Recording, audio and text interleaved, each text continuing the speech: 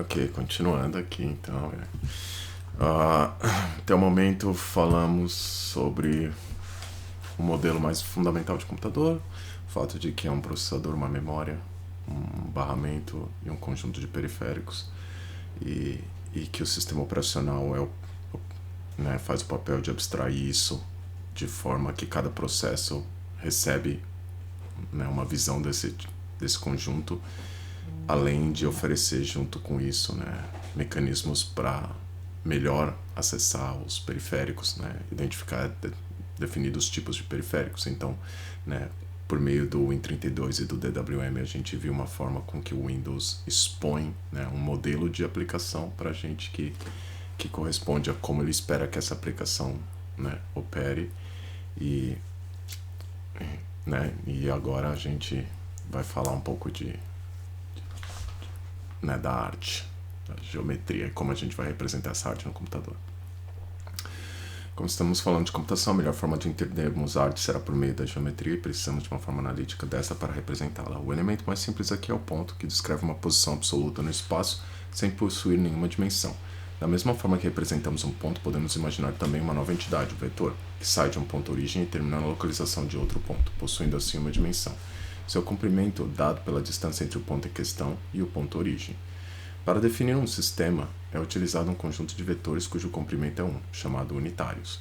E a relação entre esses vetores deve ser de total independência, significando que alterações em um não afetam o outro.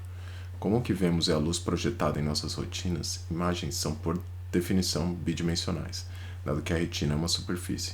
Esta é a dimensão final desejada. Porém, dada a forma dessa retina e demais características do olho, conseguimos concluir que o mundo ao nosso redor não é bidimensional, mas sim tridimensional. E é papel do olho realizar a projeção da informação na superfície bidimensional da retina da melhor forma a captar a compreensão do mundo. Somado a isso, temos a estereoscopia, ou seja, o fato de que o cérebro combina a imagem de dois olhos criando uma única. Este fator também deve ser levado em conta caso a projeção final deva ser desenhada para não incluir a componente estereoscópica, e portanto criar imagens distintas para cada olho. Como o mundo que compreendemos é tridimensional, esta é a dimensionalidade adotada para o sistema. 3 vetores perpendiculares entre si, e portanto independentes, são utilizados para definir esse sistema, popularmente chamados de IJK, criando os respectivos eixos x, y e z. Usando esses elementos é possível definir as diferentes primitivas geométricas necessárias e então compor essas primitivas em uma cena. Com um ponto e um vetor é possível criarmos retas. Com um ponto e 2 vetores é possível criar planos e como apresentado, o espaço é definido pela composição da origem, um ponto, com seus 3 vetores independentes. Quando em se tratando de estruturas geométricas, pontos são denominados vértices, sendo uma linha uma estrutura de 2 vértices, um triângulo uma com 3, contanto que pelo menos um deles não seja colinear com os demais, ou seja, participando da mesma linha, e assim por diante. Considerando que triângulos são sempre convexos e possuem vértices coplanares, é usual adotar essa estrutura como primitiva para a construção de todas as demais formas geométricas.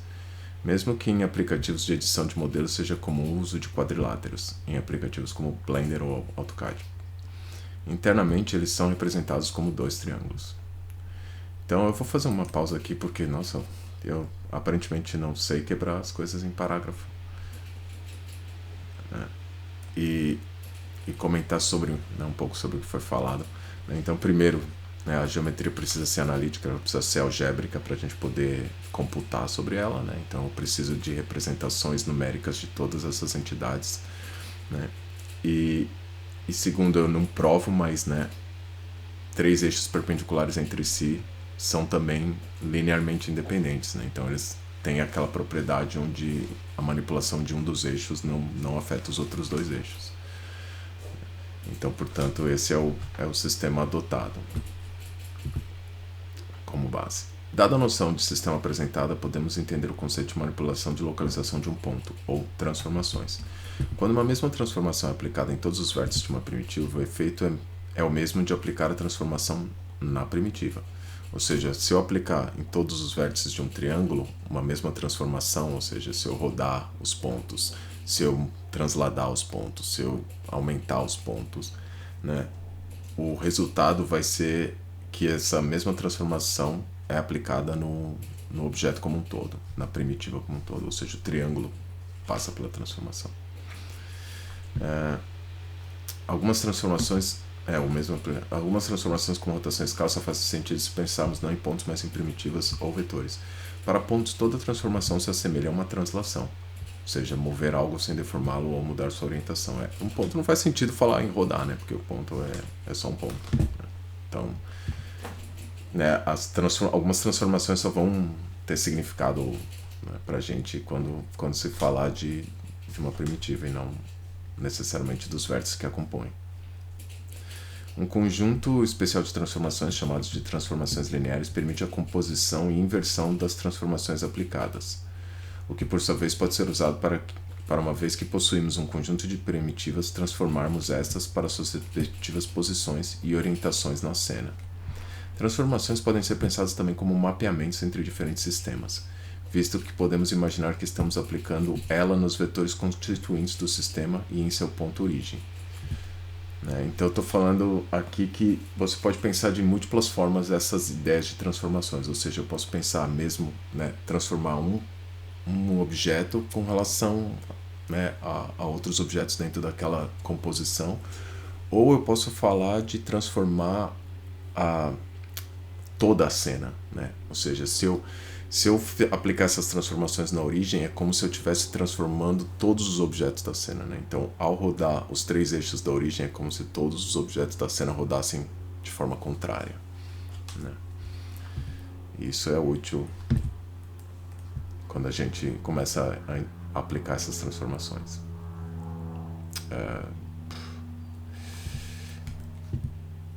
Transformações lineares são simplificadamente aquelas que mantêm a estrutura independente dos vetores do sistema e consistem de rotações sobre qualquer eixo possível no sistema, ou seja, rotação sobre, né, algum do eixo ou sobre qualquer vetor dentro do sistema é uma operação linear.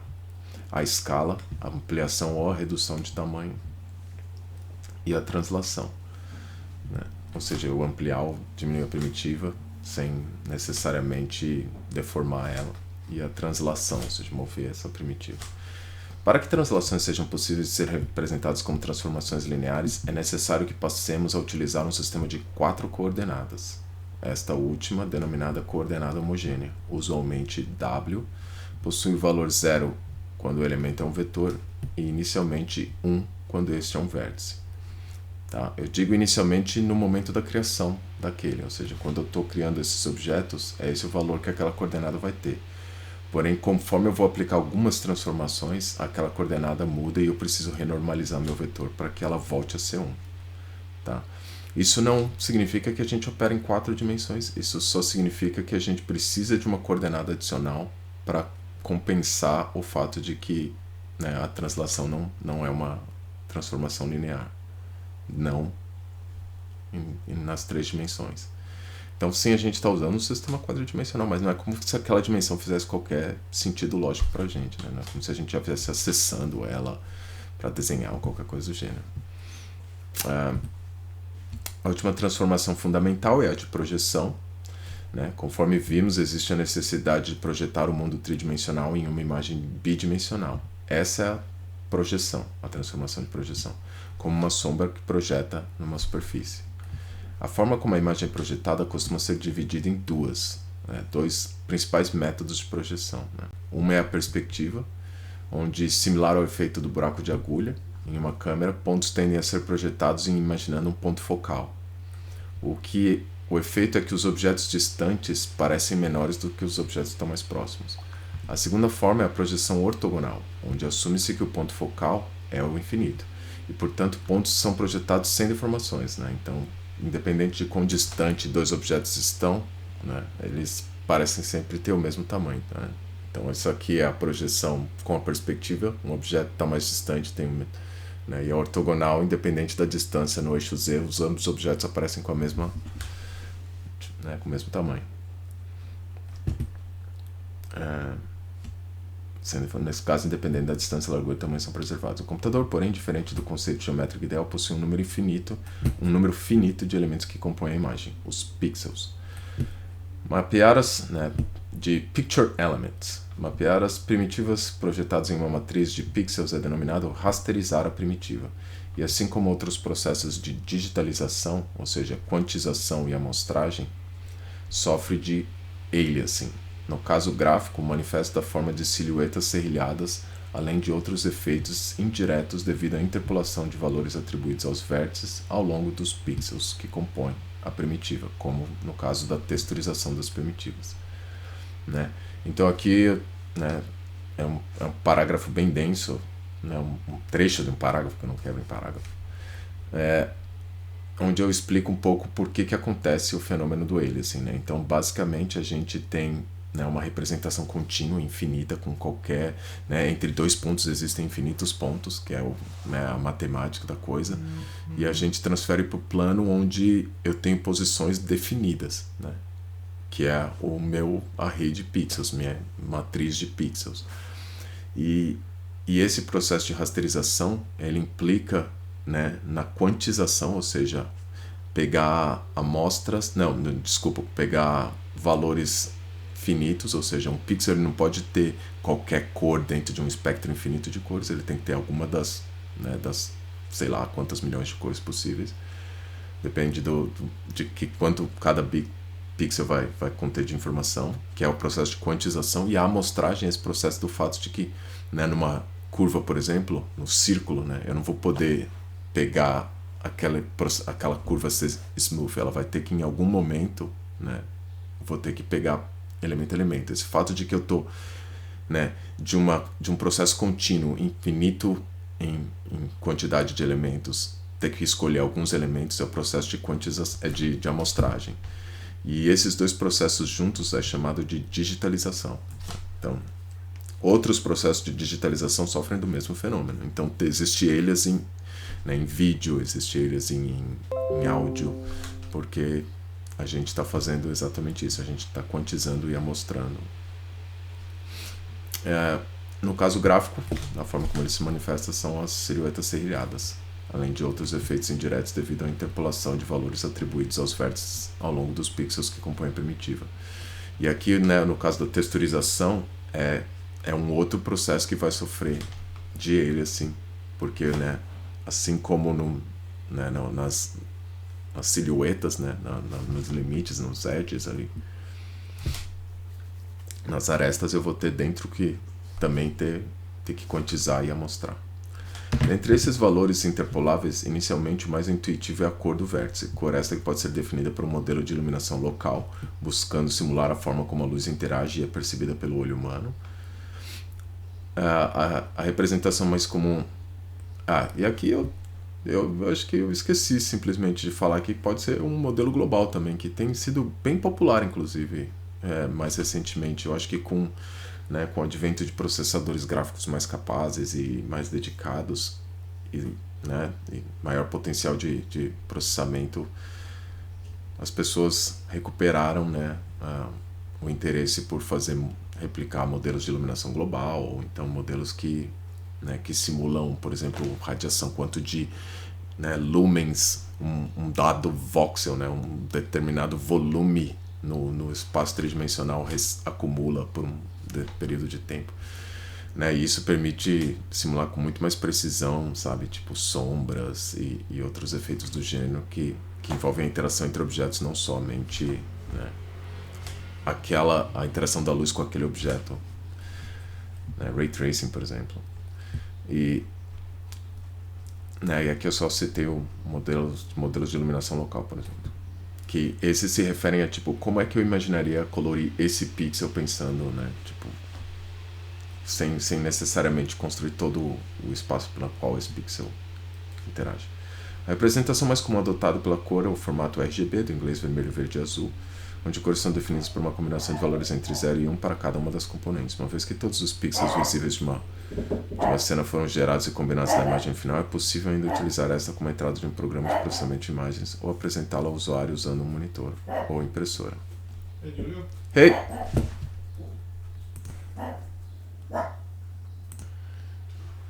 Ok, continuando aqui.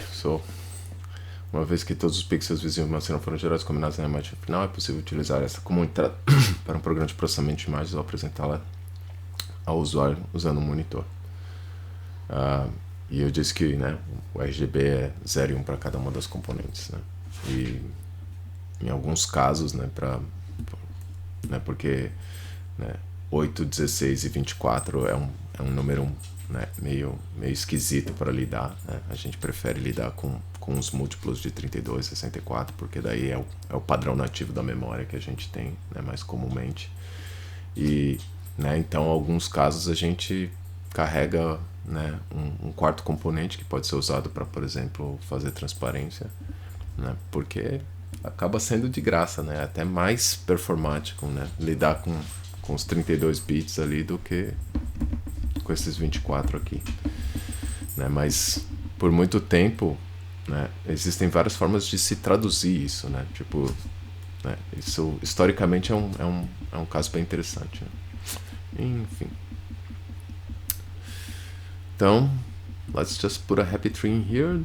Doesn't that just brighten up your whole day? Esse é o Bob Ross, né? Botar uma happy little tree ali, uma arvorezinha. Pronto. Fez seu dia melhor. Voltamos ao computador. Será papel do Direct 3D abstrair grande parte, a totalidade em muitos casos, do processo de geração da imagem seguindo o modelo da linha de montagem, ou seja, pipeline, onde a saída de uma etapa produz a entrada da etapa seguinte.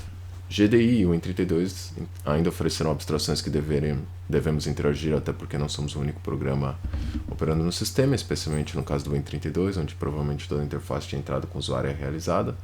Em um esboço do que será o resultado final dessa ação, quero uma área onde desenharei um objeto tridimensional, com uma projeção perspectiva, e uma área onde colocarei controles tradicionais, como caixas de texto, botões, para regular as características do objeto. Para a compilação e edição dos arquivos fontes utilizados, farei uso do Visual Studio, que conta com um ambiente integrado e de desenvolvimento, contando com ferramentas de edição e compilação do programa. A versão gratuita é o suficiente. Os tipos necessários para a representação de primitivas geométricas são todos oferecidos pelo sistema por meio do Direct 3D. Valores com uma única dimensão são denominados escalares, e a representação de pontos e vetores é a mesma, variando quando aplicável naquela coordenada homogênea, como mencionei. Sendo utilizada uma classe contendo 4 escalares e funções diversas para sua manipulação, como obter seu comprimento, a soma de vetores, seu produto interno, este último basicamente uma medida do ângulo entre os dois vetores, assim como cores utilizarão classes contendo 3 escalares, ou 4 considerando um para a transparência, um para cada componente.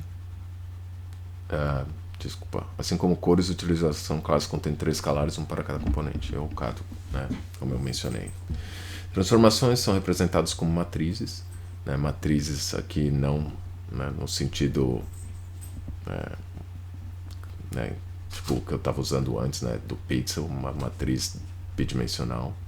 Aqui matriz, no caso, a entidade matemática, ou seja, aquela que tem linhas e colunas e valores para cada uma dessas posições, né.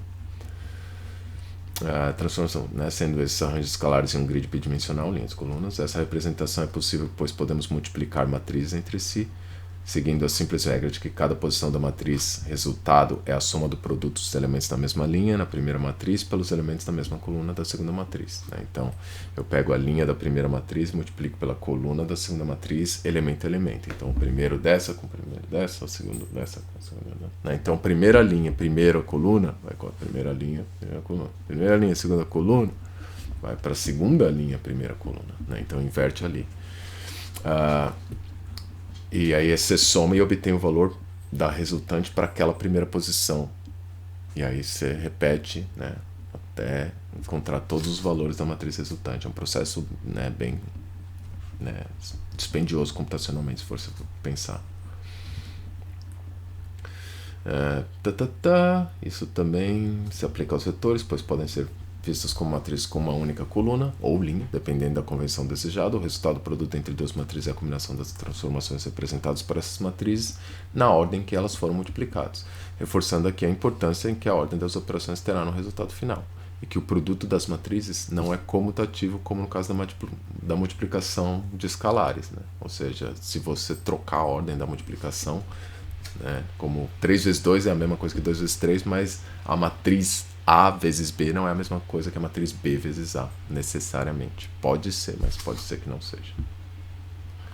Você não pode assumir.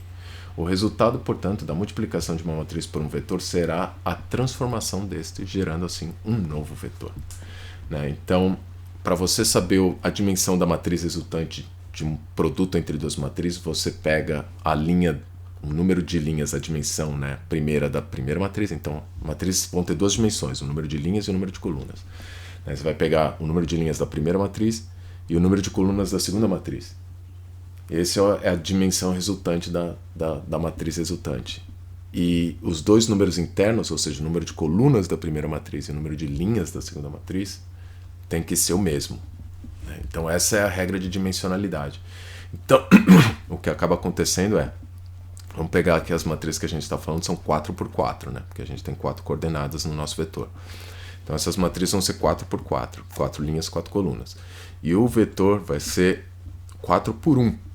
Por exemplo, 4 linhas e uma coluna, ele é um vetor coluna. Né? Se eu multiplicar minha matriz por esse vetor, eu vou ter 4x4 vezes 4x1, ou seja, as duas dimensões internas batem, 4, 4, e o resultante vai ser 4 e 1, ou seja, um vetor, coluna igual ao que entrou.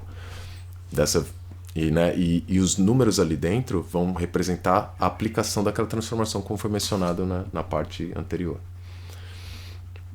E o que eu mencionei aqui é que se você multiplica matrizes, né, sendo a matriz rotação R1, R2, R3, é a mesma coisa que acumular essas rotações. Então vai ser R1, R2, R3. Ou então, né, se eu estou rodando por ângulos distintos, R1, R2, R3, sabe? Onde paramos? O resultado por... Assim como vetores Direct 3D nos oferece abstrações de matriz na forma de classes e suas respectivas operações, assim como obter as matrizes iniciais de transformação, rotação, translação, projeção e assim por diante. Ou seja, ele oferece uma série de utilidades para você obter essas matrizes iniciais, né? Sabe, você não tem que saber como é que gera uma matriz de rotação sobre um vetor X, né? Sobre o eixo X, por exemplo, né? Como é que eu faço, qual é a matriz de rotação sobre o eixo X, né? Você não precisa lembrar a fórmula, tá ligado? Existe, né, uma ferramenta que dá para você isso aí, né? Tipo, a gente procura não reinventar a roda a todo momento, tendo que todo mundo saber todas as matrizes de rotação, translação e projeção. Essas informações geométricas são manipuladas pelo hardware gráfico, né? Então isso é inclusive um outro ponto que, né, essas informações são aceleradas, né? Então se você quiser fazer você mesmo a sua multiplicação matricial, provavelmente o resultado vai ser inferior a deixar com que o Direct 3D faça isso com as utilidades que ele oferece, porque ele pode usar muitas vezes o próprio hardware gráfico para fazer a aceleração dessas transformações. Então ele lá dentro tem como, né, comunicar isso para o hardware e falar, pô, faz... Porque lembra, você tem que multiplicar valor por valor, né? Linha, coluna. Ele pode fazer isso de forma, né, uma única instrução multiplica uma linha, uma coluna inteira e já gera o resultado para você. Estrutura de uma linha de montagem. Né? As informações são manipuladas pelo hardware gráfico seguindo a estrutura de uma linha de montagem, tradução grosseira de pipeline aqui, iniciando-se pela organização e processamento inicial dos parâmetros de entrada, o input assembler. Né? Então, cada uma dessas etapas que eu estou nomeando aqui são nomes que o Direct 3D usa para cada um dos estágios desse, né, da linha de montagem que eu chamei aqui, do pipeline gráfico. Então, passando pelo processamento dos vértices, então, né, o input assembler é onde eu passo para ele quais são os parâmetros, né, que eu quero. Né? Então, eu estou... Né, a gente vai acabar olhando melhor isso aí, mas o input assembler ele é importante para... Eu preciso designar como é que como é que a entrada vai se dar. Eu preciso passar essa informação para o hardware gráfico e falar assim, o que eu estou te dando de informação de entrada? Como se dá os meus pontos? Eu estou te passando informação sobre cor também. Né? Então eu preciso designar uma série de parâmetros para dizer o que eu estou te passando, como é que essa informação vai se dar. Né? E é ele quem vai agrupar esses parâmetros para mim. Daí vai passar pelo processamento dos vértices, onde geralmente são aplicadas as transformações. Aqui é o Vertex Shader. E aqui entram os nomes, né? Todas as etapas que tem shader no nome, em geral, são etapas customizáveis via pequenos programas, né? Que são conhecidos também como shaders. E em seguida, por um conjunto de etapas opcionais que flexibilizam as capacidades do pipeline de gerar novas primitivas. Né? Então, essas etapas você não necessariamente precisa oferecer os shaders. O Vertex Shader é um shader que você tem que oferecer por muito tempo vivemos na época onde o pipeline gráfico era rígido e o Vertex Shader ele era dado já, né? Então você não customizava, você não dizia o que você queria fazer com esse Vertex Shader. Mas hoje em dia já não é assim, você sempre precisa oferecer alguma forma de shader. Não existe mais um Vertex Shader padrão. Mas essas outras etapas não, essas aqui são completamente opcionais, você só usa caso você tenha interesse no que ela pode te oferecer, né? As primeiras 3 etapas opcionais são o processo de tesselagem de primitivas, que é o Hull Shader, né? Hull aqui é casco, né? Como num navio. Tessellator e o Domain Shader. O Hull Shader e o Tessellator eles trabalham muito juntamente. Eu não lembro muito bem como o Domain Shader funciona, mas eu lembro que esses dois eles são bem conectados um com o outro. Assim, se você tem um, você provavelmente está usando o outro. Conjunto de técnicas onde novas primitivas são geradas baseadas no parâmetro de entrada. Então, tesselagem é muito usado para nível de detalhe, né? Então, vamos supor que eu tenho, né, eu estou fazendo um jogo de avião, Flight Simulator, e eu, né, tô vendo o terreno do planeta Terra, mas bem lá de cima. Então, ou seja, o nível de detalhe com que eu vou ver aquela informação vai ser muito baixo, né? Então eu não preciso, né, ter a cabrinha andando no campinho, sabe? Tipo, todos os detalhes do relevo. Eu posso aproximar aquele relevo para uma visão mais grosseira dele, né? Então, o mesmo processo pode ser pensado de forma reversa, ou seja, eu tenho um nível de detalhe bem grosseiro de uma superfície e eu amplio esse detalhe, né? Ou seja, eu começo a criar mais primitivas para falar, não, agora eu quero enriquecer uma área. E isso permite, inclusive, que você otimize uma cena, né? Do gênero, né? Da forma onde essa riqueza de detalhes só é oferecida para onde o usuário está olhando, né? E onde está próximo dele, sabe? E onde está longe você já não enriquece tantos detalhes, né? Então, isso que seria a tesselagem. A última etapa antes da rasterização permite ao desenvolvedor manipulação a nível de primitiva, Geometry Shader. Esse eu conheço muito pouco também. Caiu bastante em desuso pelo que eu vi, assim. Não é um dos mais comuns de ser utilizado, mas não sei muito detalhe sobre esse shader em particular. Mas a ideia é que, assim, ainda não cheguei na etapa de rasterização, né? Ou seja, eu estou ainda lidando com a informação, né, naquela forma analítica como foi descrito, ou seja, meus vetores, 4 pontos, 4 escalares e assim por diante. Ou seja, pode ser precisão de double ou precisão de float, mas, né, esse é o nível de detalhe com que a informação está sendo tratada ainda, ou seja, eu estou naquele plano contínuo e tudo mais, né? E o Geometry Shader, a única diferença é que até então eu estava falando vértice a vértice, né? Ou seja, o Vertex Shader não vê a coletiva, ele nem sabe que aquele vértice participa de uma primitiva, sabe? Ele só vê a si mesmo, ele só vê como eu posso transformar esse ponto aqui, né? No caso da tesselagem, eu já vou começar a receber informações de primitivas próximas, sabe? Tipo, já existe um processo no qual essas primitivas vão ser agrupadas. Porém, no Geometry Shader aqui eu já estou falando das formas geométricas, né? Dos polígonos, no caso, né? Então já estou falando de triângulo e assim por diante, né? Que é o que eu falo aqui, as etapas anteriores, né? No caso da tesselagem é isso que eu estava lembrando, não são necessariamente os vértices, mas sim você manipula os pontos de controle de uma dada área. É um processo complicado em si, necessita de ler um livro e capítulos à parte. Durante a rasterização também são eliminados todos os primitivos que estejam fora da área de recorte, né, que é denominado Clipping Area.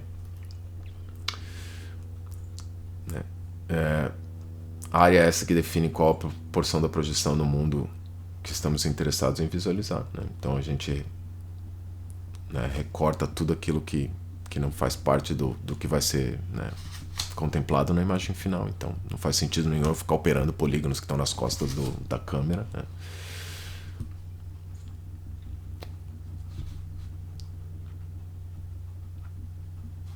E aqui né, no caso da clipping area, ela é uma área porque aqui a gente já está falando de um processo posterior à rasterização, né? Então, já houve, de preferência em etapas bem anteriores, essa remoção, né, parte desse processo de remoção das primitivas que não vão ser visualizadas. É possível também imaginar que primitivas bidimensionais como triângulos possuem duas faces, visto que podemos coletar os vértices em sentido horário ou anti-horário, estaremos definindo a mesma primitiva, né? Se você for pensar, né, uma primitiva assim, é como se eu pudesse rodar ela no espaço e saber que ela tem dois lados, né? Tipo como uma folha de papel. E aqui no caso, como a gente está falando do computador, tá ligado? E de, né, uma sequência de pontos, tá ligado? A ideia é que você pode ler essa sequência de pontos no sentido horário, né, no sentido anti-horário ou no sentido horário, que você está, né, falando da mesma primitiva. Né? Só que você precisa definir qual é a convenção para que você denomina o que é frente, o que é costa. Né? Qual é a parte de trás. Né? É aquela que você lê horário ou anti-horário. Costa para cama, uma vez escolher a conversão para a determinação de face anti-horário para a face frontal. Cabe ressaltar que mesmo projetados, os vértices mantêm a informação sobre sua profundidade. Informação esta que será interpolada na rasterização e pode ser utilizada posteriormente na hora de combinar pixels que ocupam a mesma posição na imagem. Então isso aqui é uma informação bem interessante, porque é o seguinte, né? Cada pixel que é coletado, ele também coleta qual foi a profundidade que gerou aquele pixel. Né? Então, os pixels são uma matriz, né? Um array bidimensional de elementos de cor, né? Picture elements. E aí tem um outro array bidimensional de mesmo tamanho, como se fosse uma sombra disso, onde ao invés de eu estar guardando a cor, eu guardo a profundidade de cada um daqueles pixels. Esse é o, né, Z-buffer. Então, né, que também é interpolado e pode ser utilizado posteriormente na hora de combinar os pixels na mesma posição na imagem, como descrito, o resultado da rasterização. Né? Então eu posso usar aquilo lá para combinar, para dizer, é uma superfície transparente, então combine esses dois pixels. Né? O resultado da rasterização é a conversão de primitivas geométricas em um conjunto de pixels. Esses são entregues novamente ao desenvolvedor, que poderá manipulá-las pelo pixel shader. Né? Aqui é o outro dos clássicos shaders, né? Os dois shaders obrigatórios, que é o vertex e o pixel, antes de serem entregues na última etapa, o output merger. Né? No OpenGL esse cara se chama fragment shader, mas ele cumpre o mesmo propósito. É porque no OpenGL, ao invés de chamar de pixel, o candidato a pixel, eles chamam fragmento, né? Porque ele ainda não é um pixel, porque ele ainda não está no buffer final. Ele vai ser, uma vez que o pixel shader fala assim, essa é a cor daquele pixel lá, né? Que esse é o papel dele. O papel do pixel shader é falar qual é a cor daquele pixel. Né? Já no Direct 3D tem uma última etapa que chama Output Merger, porque aí você pode, né, configurar isso aqui para fazer anti-aliasing, multisampling e uma série de outras ferramentas que né, não necessariamente dizem respeito à definição de qual é o pixel final que a execução do pipeline gerou.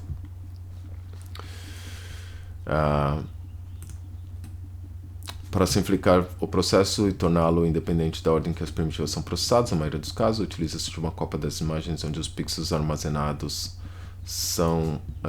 onde os pixels armazenam a profundidade ao invés da cor, que é o Z-buffer, em referência ao eixo que representa a profundidade, permitindo que a combinação dos pixels possa utilizar dessa informação para determinar qual deles está na frente e qual está atrás.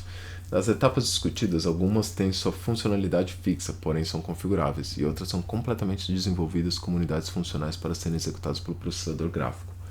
O Direct 3D utiliza da High Level Shading Language, o HLSL, para a definição dos shaders, basicamente programas desenhados para operar nas diferentes etapas customizáveis do pipeline gráfico. Cada shader tem uma semântica distinta, assim como limitações distintas e com distintas expectativas de entradas e saídas, bastantes distinções entre eles. Tá? Porém, todos utilizam da mesma linguagem. Né? Então, o que eu quero dizer é que, né, a sintaxe, a forma como os elementos são manipulados, o que é, né, é possível, é meio similar entre um e outro, porém, né, que tipo de valores você está manipulando, ou seja, qual é a semântica disso, sabe? Qual o significado desses valores que estão sendo manipulados é bem diferente. E o contexto no qual esses valores estão sendo manipulados é bem diferente também. Né? Então, eles possuem limitações diferentes também por causa disso, sabe? Tipo, o que você é capaz de acessar como funções, né? A sintaxe é bem similar à do C++, né? Então não é tão alienígena programar esses shaders. E conjunto de abstrações para o seu desenvolvimento, né? E aí, conjunto de abstrações aqui que eu estou querendo dizer é, tipo, por exemplo, não existe a abstração da alocação de memória, por exemplo, né? Essa é uma abstração que você não vai ter aqui. Você tem a memória que é a memória estática, né? Existe aquela noção de memória estática igual existe no C, ou seja, você pode declarar variáveis no escopo local e assim por diante, mas você não pode alocar, não existe uma alloc, né? Essa é, por exemplo, uma limitação, né, de abstração, ou seja, não existe esse acesso à memória da GPU. A memória da GPU tem outro significado, sabe? Tipo, ela não é esse recurso. Os shaders são muito mais a nível de registradores que eles operam, sabe? Tipo, eles podem manipular coisas com seus registradores internos, mas não necessariamente com memória. Então eles são bem mais restritos a quanto de memória existe disponível para esses processos. E tem que ser tudo muito declarado de antemão, assim, sabe? Naquele, né? Enfim, você tem que configurar isso junto ao Direct 3D. Ok, diferentemente do hardware tradicional, o hardware gráfico é feito para possuir um alto paralelismo, e isso impacta diretamente na estrutura dos shaders. Múltiplas instâncias do mesmo programa irão executar em paralelo, completamente independentes umas das outras. Exceções se aplicam no caso do Compute Shader, mas ele não participa diretamente do pipeline, né? Então eu cito aqui o Compute Shader, outro shader completamente opcional, porque ele nem participa do pipeline, ou seja, você não precisa configurar esse cara e ele não vai, né, gerar nenhuma informação para o output merge. Ele pode se comunicar com o pipeline, existe forma de você criar visões pela qual o Compute Shader vai, né, comunicar o resultado dele ou a entrada que ele usa junto ao pipeline gráfico, né, que foi mencionado, mas ele é uma parte externa, ele é muito mais utilizado para você poder usar aquele pipeline gráfico, aquele recurso gráfico paralelo para fazer computações quaisquer, sabe? Não necessariamente, né, na área gráfica. Então, se eu quero fazer, sei lá, machine learning usando Compute Shader, né, essa seria a ideia, tá ligado? Não tem nada a ver com gráfico, então precisa participar do pipeline gráfico. Tá. E ele tem umas ferramentas pelo qual um programa, né, tipo, por exemplo, o que eu estou querendo dizer é que eu vou lançar, sei lá, por exemplo, vamos supor que eu tenho uma imagem que eu vou fazer de 100 por 100. Eu vou lançar 100, né, 1000 processos, sabe? Tipo, cada um né, para rodar em alto paralelismo, quantos conseguir rodar, cada um representando um daqueles pixelzinhos da imagem final. Né? Vão ser 1000 processos distintos que vão rodar ali. Então o seu pixel shader vai ser invocado 1000 vezes nessa imagem, entendeu? E cada um não faz a menor ideia do que o outro programa está fazendo, até porque isso é auto-paralelismo, você nem sabe quem está rodando aquela batch de execução e assim por diante, né? Já o Compute Shader tem alguns elementos pelo qual você pode falar, não, ó, peraí, ó, as linhas têm que rodar ao mesmo tempo, que eu preciso acessar essa linha, enfim. E atuando numa projeção total dos elementos a serem processados, geralmente como um vértice por instância do Vertex Shader, né? Então é isso que eu estou falando, você pega um dos elementos do todo a ser processado e paraleliza isso no extremo. Também afeta a informação é difundida para a memória disponível no hardware gráfico, a única memória que está disponível para o processador gráfico executar as instruções dos shaders. Assim como faz necessário em C++, a compilação dos shaders de HLSL para o conjunto de instruções do hardware gráfico também é necessária. Essa compilação ocorre em 2 etapas. Inicialmente é possível compilar as unidades funcionais para uma linguagem intermediária, visando o processador virtual que absorve o conjunto de instruções finais que o processador irá possuir. Uma vez que o programa está rodando, será necessário prover ao Direct 3D essas instruções na linguagem intermediária para que ele, com a informação concreta do hardware instalado, possa fazer a tradução final e preparar as unidades para execução. Então, né, só mencionar aqui que, né, quando eu estava mencionando ali com relação a que memória vai ter disponível, por exemplo, aquelas matrizes que eu vou ter que multiplicar meus vértices para saber, né, qual transformação aplicar neles, esse é um tipo um desses elementos comuns também, né, que cada um dos vertex shaders vai ter acesso. Então existem elementos comuns do hardware gráfico que ele vai poder acessar, mas você tem que imaginar que ele é um átomozinho da coisa toda sendo processado. E aqui eu disse que, né, a forma como isso funciona para o seu programa rodar esses shaders e passar isso para o OpenGL e assim por diante, para o Direct 3D, funciona assim: tem uma etapa inicial que você vai fazer ainda aqui como desenvolvedor, igual compilar o seu código, né? Mas o resultado dessa compilação não vai ser algo que pode rodar ainda.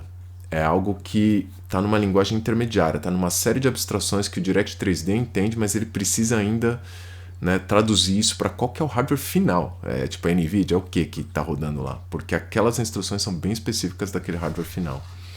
Então, essa tradução final tem que ser executada meio que na máquina do usuário ali. Então vai ter né, uma etapa inicial ali onde você vai falar assim, ó, Direct 3D, compila isso agora para essa execução. Agora tu vai rodar, bicho. Tá, então lembre-se disso. Esta compilação ocorre das etapas, inicialmente. Tá, né? Uma vez que o programa está rodando, será necessário prover ao Direct 3D essas instruções da linguagem intermediária para que ele, com a informação concreta do hardware instalado, possa fazer a tradução final e preparar unidades para execução. Assim como para C++, o Visual Studio conta com uma interface para o compilador HLSL que permite a realização do primeiro estágio na ferramenta, assim como ferramentas de edição apropriadas para a linguagem, né? Então tem, né, ferramentas de highlighting do código e assim por diante, né? Aqui um outro meme, né? For My Next Trick do filme do Elton John. Para informar o Visual Studio quais ferramentas utilizar e como utilizar essas ferramentas, o próprio Visual Studio nos oferece um passo a passo, entre aspas aqui, né?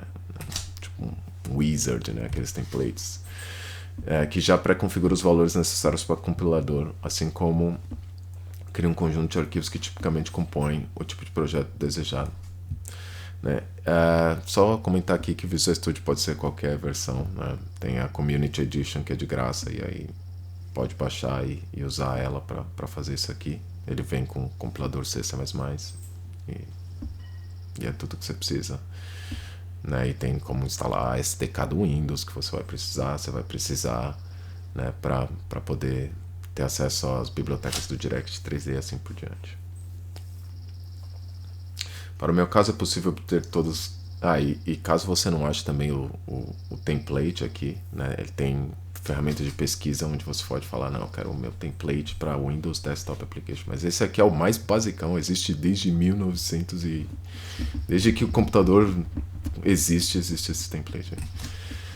Para o meu caso é possível optar por várias das opções disponíveis padrão, mas a melhor é a aplicação para área de trabalho com Windows Desktop Application. O template consiste em criar um projeto para C++ com ao menos uma configuração, tipicamente 32 bits, mas por vezes 32 e 64 bits são criados em conjunto e contendo nessa configuração a opção de utilizar o SDK do Windows, assim como o conjunto de funções sugeridas pela linguagem, conhecido como o C Runtime. Tá, então aqui eu estou falando que, né, o Visual Studio vai criar para você essas configurações aqui, que é essa parte aqui de cima, tá vendo? Então essas configurações são basicamente a forma como o seu projeto está desenhado para compilar, né? Então, eu falei e não mostrei, né? Tá aqui. Essa é a configuração, né? Então o Configuration Manager aqui está dizendo que eu tenho, né, essa configuração aqui, 64 bits e debug já pronta. E ele copia dessa para outras, caso necessário, fazendo os ajustes, né? Eu estou dizendo que eu quero C++ 17 e assim por diante, tá vendo? Estou usando a versão 10, a última, instalada aqui, né? Qual é o toolset, né, como é o conjunto de ferramentas que é utilizado, porque isso é importante, porque isso acaba, né, determinando como aquelas amarras finais vão ser feitas, né, junto às DLLs e outros recursos que você vai chamar no sistema. E se você não tem esse suporte, né, no destino, não vai funcionar. Mas é basicamente o que você está usando para compilar, né, todas as kit de ferramentas, né, o compilador, o linker e assim por diante. Enfim, tem aqui mais um monte de coisas, mas só para mostrar com relação ao C-Runtime, né, vai ficar em aqui Code Generation. Ele pergunta aqui qual é o Runtime Library que você quer usar, e aí eu tô falando que eu vou usar meu Runtime Library para ser multi-threaded, debug e em forma de DLL. Ok? Eu tenho outras opções, como sendo só multi-threaded e multi-threaded debug, onde a compilação é estática, e DLL, sem ser debug. Ok? Tem também como remover o runtime. Eu não lembro onde acha essa opção. Talvez se você não deixar nada marcado aqui.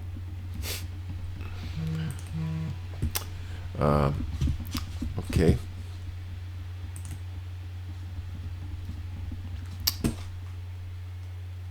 Voltando.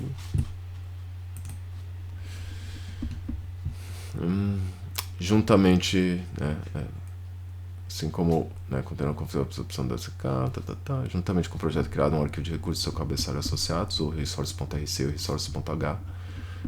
Este par de arquivos permite uma edição visual dos elementos que irão compor a interface gráfica, exceto por menus. Não será do interesse dessa aplicação utilizar esse arquivo, né? Então, eu tenho alguns menuzinhos ali que eu fiz, né?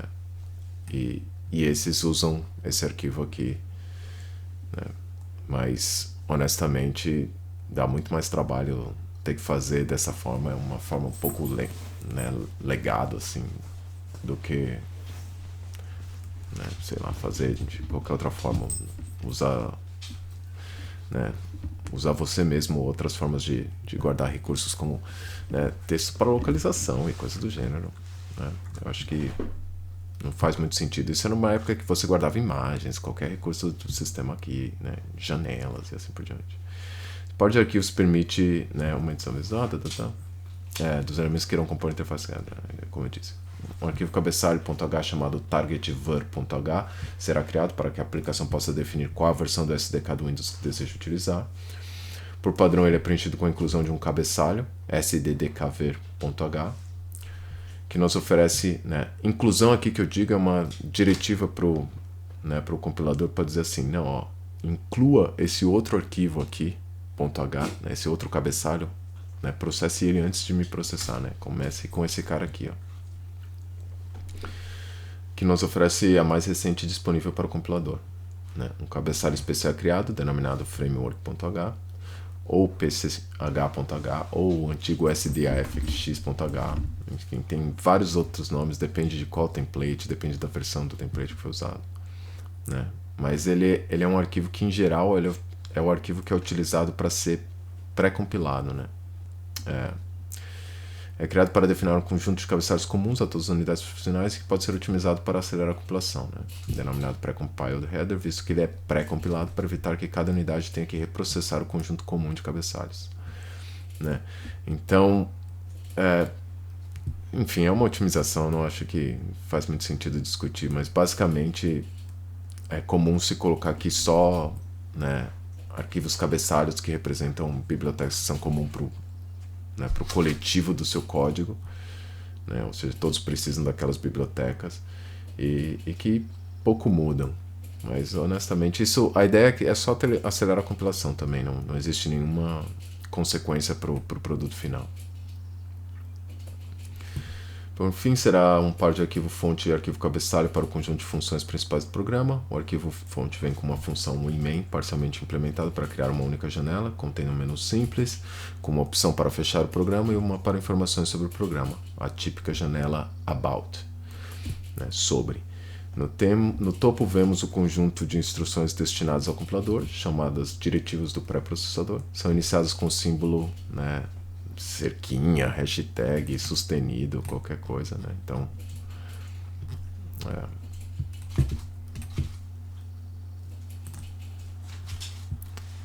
são essas diretivas aqui. Tudo que começa com isso aqui eu estou instruindo esse pré-processador, ou seja, é uma etapa antes de eu processar o código C mesmo, né? Então, isso não é, né, a linguagem em si, inclusive é a área onde, né, diferentes vendors às vezes oferecem suas ferramentas específicas, né? Tipo, esses Pragma Comments aqui são bem típicos da Microsoft, mas, né, não tão presentes em outros compiladores. Então, esse é o que eu estou me referindo com pré-processador aqui.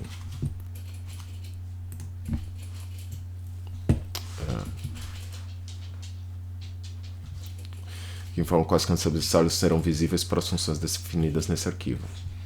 Esses cabeçalhos, por sua vez, vão oferecer tipos, incluindo funções, para as unidades que o incluem, assim como possivelmente templates para criar definições de funções diretamente na sua unidade, como é o caso das estruturas que utilizaremos para armazenamento de números variáveis de elementos, né? Os arrays dinâmicos ou vetores e assim por diante, maps, né? Arrays associativos e outras estruturas cujo objetivo é guardar, né, variáveis lá dentro, ou seja, guardar outros tipos, de forma dinâmica especialmente, né? Então, note que esses cabeçalhos não oferecem definições do tipo funções que contém, exceção para os templates. Estas, por sua vez, são oferecidas por unidades funcionais agrupadas em bibliotecas estáticas, ou .lib, ou dinâmicas, .dll. Sendo que o primeiro grupo deve ser informado ao compilador para a geração do programa e o segundo deve ser explicitamente carregado pela aplicação enquanto esta é executada. A forma mais imediata de informar o compilador sobre quais bibliotecas são necessárias é por meio das configurações de projeto do Visual Studio, né? Então, na opção de linkagem, em inglês Configuration Properties Linker Input, e alternativamente podemos informar também por meio da diretiva Pragma, né? Seguindo da instrução comment, abre parênteses, lib, vírgula, abre aspas duplas, name.lib, né, qual é o nome da biblioteca ali no lugar de name, e fecha as aspas e os parênteses. Inicialmente, no cabeçalho pré-compilado, ou framework.h, temos a inclusão dos cabeçalhos windows.h, que contém as definições dos tipos e funções gerais oferecidos pela plataforma, em particular pelo subsistema gráfico Win32. A diretiva define, utilizada antes da inclusão, serve para regular o volume de tipos e funções para remover valores antigos e poucos utilizados. Então, né, vamos acompanhar o que está sendo mencionado ali rapidamente. Então, aqui, esse é o arquivo framework.h, né, e como a gente pode ver aqui, tem o targetver.h, que só inclui sdkddkver.h, e esse, por sua vez, é uma instrução que o próprio sistema vai entender para falar: ah, tá, entendi, você quer a última que eu tenho instalada aqui. Ok. Então essa é a nossa versão alvo. E esse é o define que eu mencionei. Essa instrução pragma once significa que se alguém já tiver incluído esse framework.h, né, vamos supor que targetver.h vai ser incluído também por windows.h, né, uma coisa dessa forma, então não inclua de novo, né, eu já estou lá. Então isso aqui diz que esse arquivo só precisa ser incluído uma vez. É uma coisa meio besta de ter que colocar toda vez, porque eu nunca vi um que não precisa de um pragma once, mas anyway. Flame Wars, né? Então isso aqui regula basicamente, porque essa biblioteca, esse cabeçalho é extremamente velho, antigo, elder, já está aposentado já. Então basicamente isso aqui é para coordenar, né? Tipo, eu não quero tanto daquela velharia do Windows 95 sendo incluído aqui, porque eu não vou usar nada daquilo. E aqui são algumas bibliotecas padrão do sistema.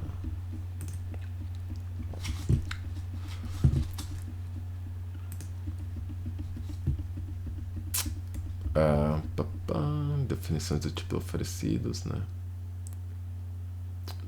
Tipicamente, se o nome do arquivo cabeçalho incluído está cercado por aspas, esse arquivo é parte do projeto atual ou de uma biblioteca externa, sendo aqueles cercados por sinal de menor e maior, como o arquivo.h, cabeçalhos oferecidos pelo Windows ou cabeçalhos que compõem as bibliotecas padrão do C e do C++. Usualmente, arquivos cabeçalhos C++ não possuem uma extensão, como por exemplo map, não está .h. Mas essa convenção, não sei se pegou muito bem. A maioria das pessoas põe ponto H, algumas põem ponto HPP. Mas o ponto H é o que é o mais usual. Lembrando que isso implicará a utilização do runtime C, ou seja, DLLs ou bibliotecas estáticas que implementam as unidades funcionais definidas nos cabeçalhos utilizados. Geralmente em C++ os arquivos cabeçalho contêm templates que serão, portanto, definidos diretamente na unidade que os utiliza, né, sem necessidade de vínculo posterior com DLL ou com alguma lib. Então o que eu estou querendo dizer é que, por exemplo, quando você inclui o Windows.h, você está incluindo, né, algumas definições de funções que não estão implementadas numa Windows.lib, né, ou que não estão implementadas naquele ponto H, que você precisa do conteúdo, né, porque o ponto H ele só vai ter a assinatura daquela função, ele só vai ter a declaração do tipo, ele vai falar, existe uma função chamada tal, que recebe tais parâmetros e retorna tais parâmetros. Ok. Pode usar, mas eu não sei dizer o que essa função faz, qual a série de instruções que ela deve executar.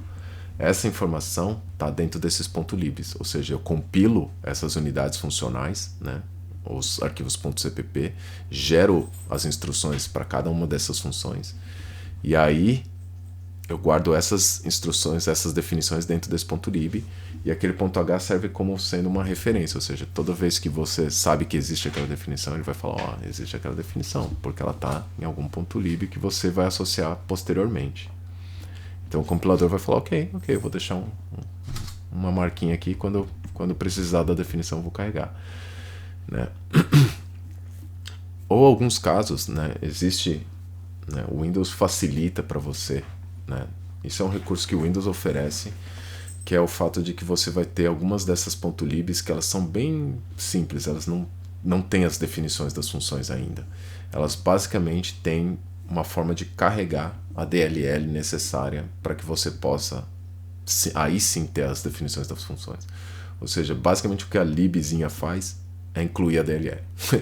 Ela instrui o sistema como ele deve incluir a DLL, quais são as funções que aquela DLL está exportando e como fazer o vínculo dinâmico daquelas funções. Então, ele basicamente faz esse serviço sujo para você, que é um serviço meio chato, se você não tiver que, né, de alguma forma carregar aquela DLL e fazer o vínculo você mesmo, né? É bem útil usar essas libzinhas que fazem isso para você.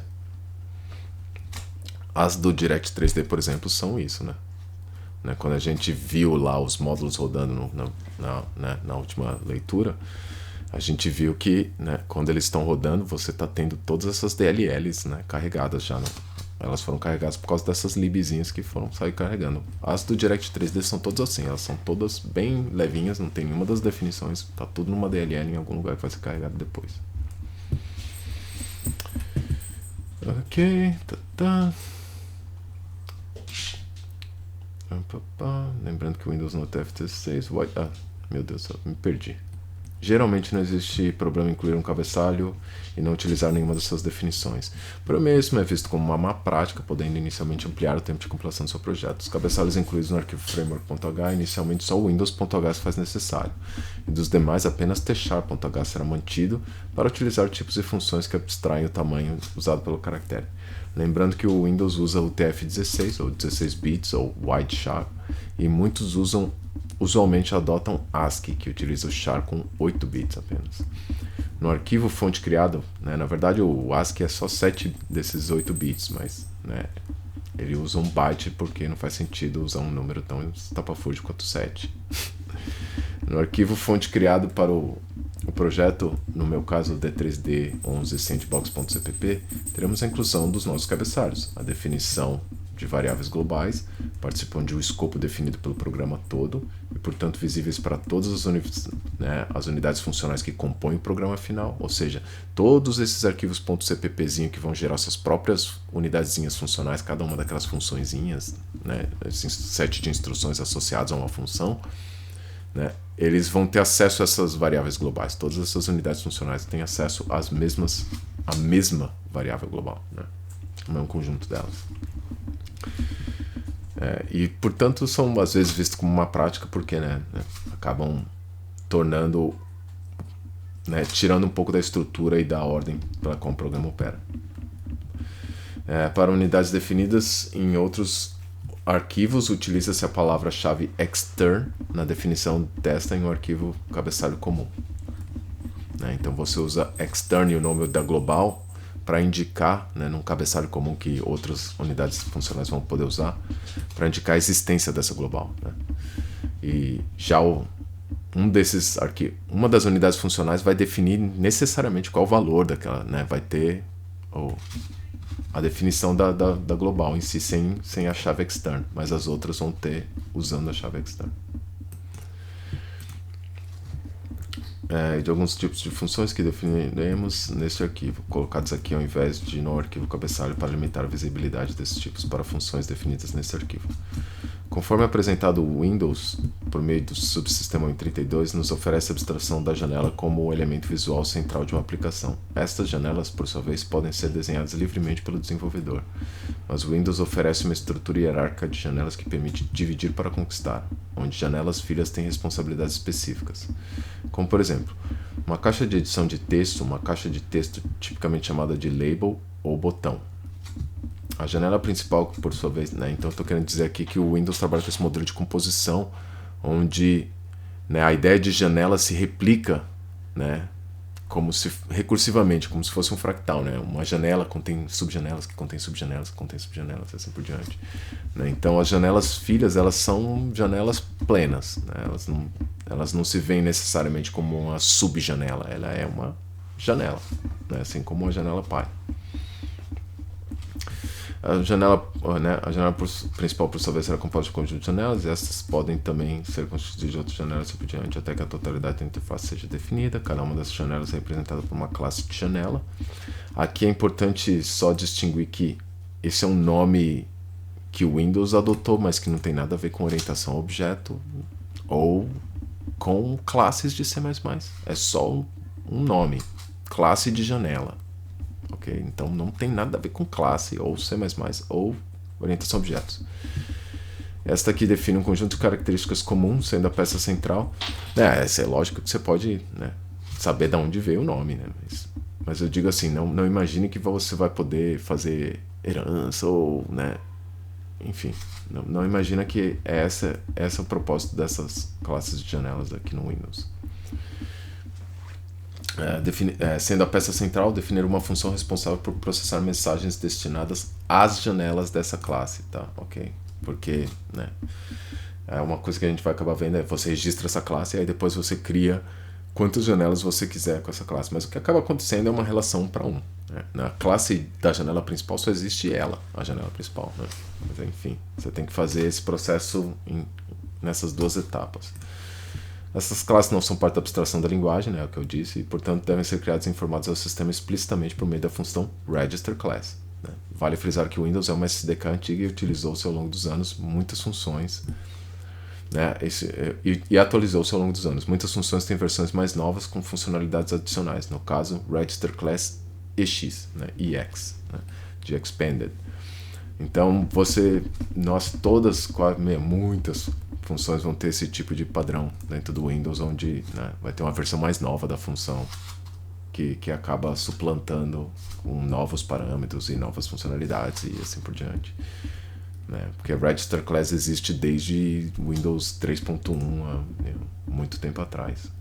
Visto a configurabilidade possível para classes, a função recebe seus parâmetros por meio de um tipo. Outro aspecto comum do Windows, tipos cuja única finalidade é passar parâmetros para uma função. Né? Então, vão haver tipos né, que a gente vai acabar usando aqui, cujo único objetivo desse tipo é para passar, né, 20, 200 parâmetros para dentro do sistema. O Direct 3D também usa bastante disso.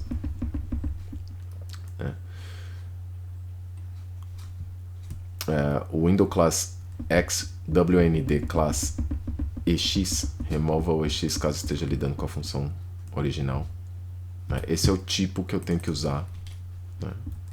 Tudo em maiúsculo assim mesmo, para passar para essa classe aqui. É isso que ela espera. Ela espera um objeto desse tipo aqui. Ela fala assim, me dá um Window Class X que eu registro esse cara para você. E aí cada um, né, esse cara vai ter uma série de tipinhos lá dentro dele, como eu disse, né? Ele é um struct, né, uma classe. Para evitar copiar esses tipos durante a invocação da função, esta espera que o desenvolvedor informe um ponteiro para o tipo, ou seja, seu endereço, obtido por meio do operador, né, e-comercial aqui, ampersand e assim por diante. E isso faz com que o Windows precise de uma garantia sobre o tamanho do que está sendo passado. E para tal, o primeiro campo da estrutura é justamente o tamanho dessa. Tá? Isso aqui é uma convenção muito comum no Windows, onde você passa CB size como sendo o tamanho da estrutura que você está utilizando, porque é a forma como o Windows vai lá dentro se rotear e saber, tá, entendi, você está me passando um WND class EX, ok. Né, aqui tem um link, né, no blog, estilos de classe, né, um link é para os vários tipos de estilos de classe, porque aqui é um enumerador, né, que eu vou usar, e ele é um enumerador especial, que a gente chama de, né, bitmask, porque ele é um enumerador que permite eu compor o meu valor, né? Ao invés dele ser só um número inteiro, ele é um número inteiro onde cada um dos valores representa um bit dentro, né? Então, por exemplo, quando eu quiser combinar esses parâmetros e falar assim, eu vou ter o botãozinho de fechar e ao mesmo tempo eu vou ter uma barra de status e assim por diante, né? É por meio da combinação desses diferentes enumeradores, né?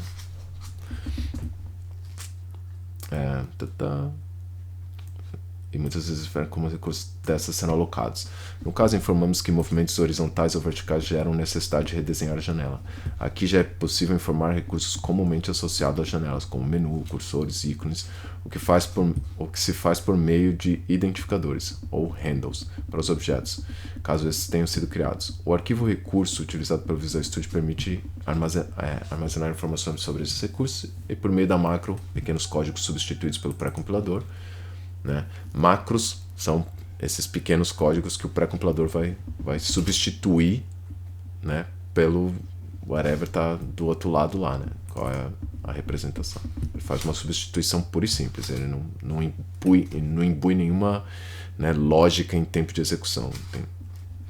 Make into resource, né? Make int resource. Obtemos o dado necessário para sua construção, que é passado para a função específica, load icon, load cursor, load menu e assim por diante.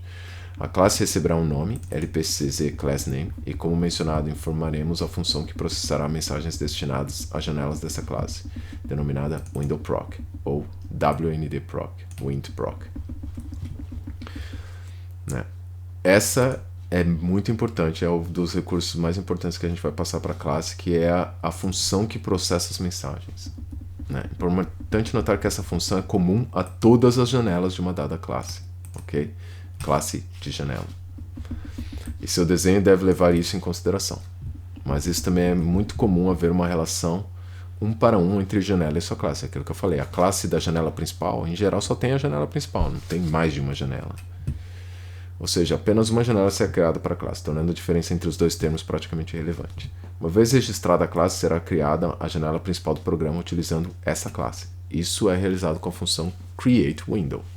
Novamente, o sufixo EX oferece acesso a opções adicionais na criação. Ambas, porém, irão criar o mesmo tipo de objeto no final. Tá? Então não é porque createWindow não tem EX que eu vou criar uma janela, uma subjanela, uma janela inferior no sistema. Não, ela é janela tanto quanto a outra, é igualzinho lá dentro, não faz diferença nenhuma. Tá? É só que a EX permite que eu passe parâmetros adicionais. Às vezes eu quero que minha janela tenha alguma propriedade especial, que só as versões mais recentes da SDK suportavam. Onde, juntamente com a classe, informamos o tamanho e a posição desejados, assim como um conjunto de estilos. Novamente, um link aqui para os estilos da janela, não da classe da janela, que queremos aplicar à janela. Né? WSEX Overlapped Window é um estilo que agrega vários outros e oferece o típico associado a uma janela no Windows. Ou seja, tem borda tridimensional, botãozinho para minimizar, maximizar, fechar, né? O status bar, o menu, tá ligado? Nessa função também informaremos se a janela pertence a alguma hierarquia. Ou seja, se você pode passar um parâmetro que chama, né, HWND Parent, HWND seria um handle de uma janela, né? para passar como dizendo, não, essa janela na verdade participa de alguma hierarquia, eu já sou uma subjanela de alguma outra janela. E esse é meu pai, né? E se a mesma situação, ou mãe, ok? Ou mãe, parente, não, sei lá, pães. E se a mesma está associada a algum menu, H-menu. Alternativamente, isso é um hack dos brabo, velho. Alternativamente utilizado para associar um identificador para a janela caso essa possua o estilo WS Child. Ou seja, se no estilo lá eu estiver passando a máscarazinha WS Child, significa, né, que eu vou, né, usar, ao invés de passar um random para um menu nesse parâmetro, eu vou estar passando um identificador para aquela janela. Tá ligado? Super, super intuitivo, né? Lógico.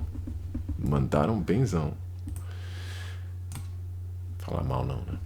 Sucesso. Por fim, informamos a qual programa esta janela pertence, qual é o H-instance que é dono dessa janela. E opcionalmente um parâmetro adicional que será enviado ao WindowProc durante a criação da janela. No pointer, nesses casos, indicam que o parâmetro não vai ser utilizado. Ok? Então, é opcional, porque eu posso, né, pedir para o Windows falar assim, quando você for criar minha janela, manda no WM Create a mensagem que você manda para aquela WindowProc dizendo, tô criando a janela aí, hein, rapaz. Manda esse parâmetro adicional. Às vezes você quer comunicar alguma coisa, né, que você aqui nessa função principal não vai poder comunicar para o WindowProc, porque lembra que a WindowProc é uma outra função e quem vai chamar ela é o Windows, não é você, né? Então, né, não existe como você falar, tipo, manda para o WindowProc esse valor que eu quero, tá ligado? Que na hora de criar a janela, lembra, não esquece disso, filho, não esquece da lancheira, menino. Conforme brevemente discutido, o Inman recebe do sistema um parâmetro, um inteiro usado para enumeração, que informa como o usuário quer que a janela principal do programa seja aberta, o NCommandShow, CMD. Show. Uma vez que a janela foi criada, podemos utilizar a função showWindow, né? Porque, eu acho que eu não mencionei aqui, mas o retorno da chamada, de chamar a função createWindow é um handle, né? um número, um identificador do sistema para aquela janela, o H-Wind. Eu sabia, que cachorro, velho. Não precisa.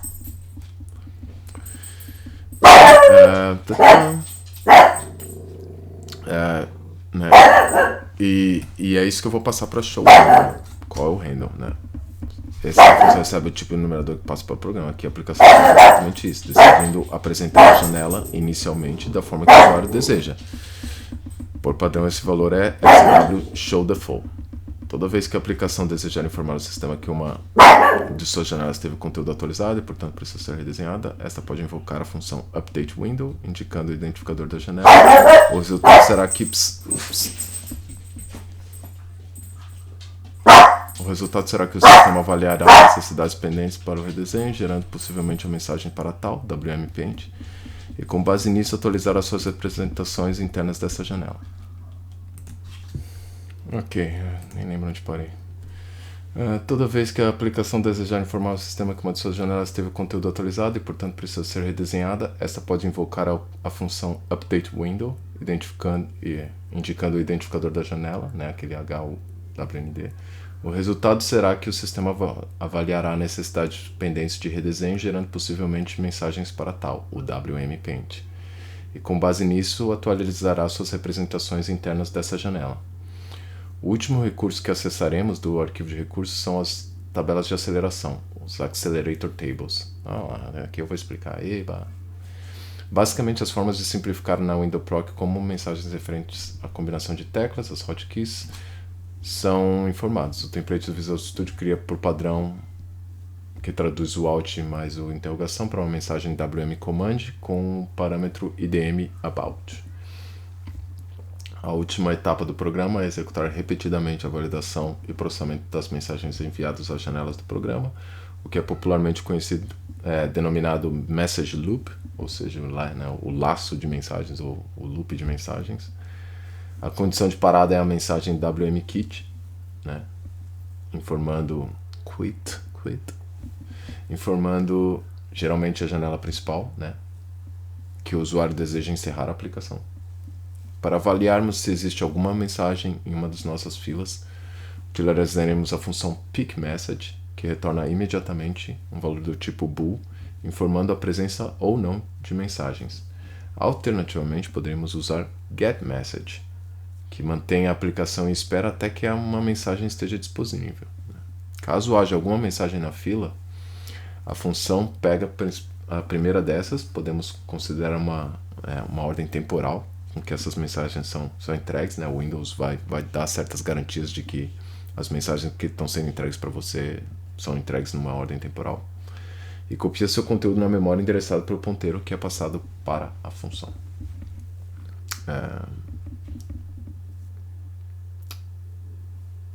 Caso haja alguma mensagem... isso, verdade. É importante aqui eu dizer que, né, quando você chama a função pickMessage, você passa para ele um ponteiro, você passa para ele um endereço, né, para o tipo mensagem. Você fala assim, ó, eu tenho uma memória do tipo mensagem, tá aqui, jogue o valor lá, tá? Então tem que ser um valor válido, você não pode passar qualquer ponteiro, tem que ser, né, um valor alocado de memória, né? Então é o endereço daquela memória lá.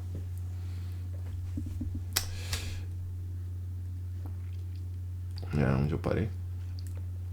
Os demais parâmetros da função permitem que filtremos quais mensagens estamos interessados, né?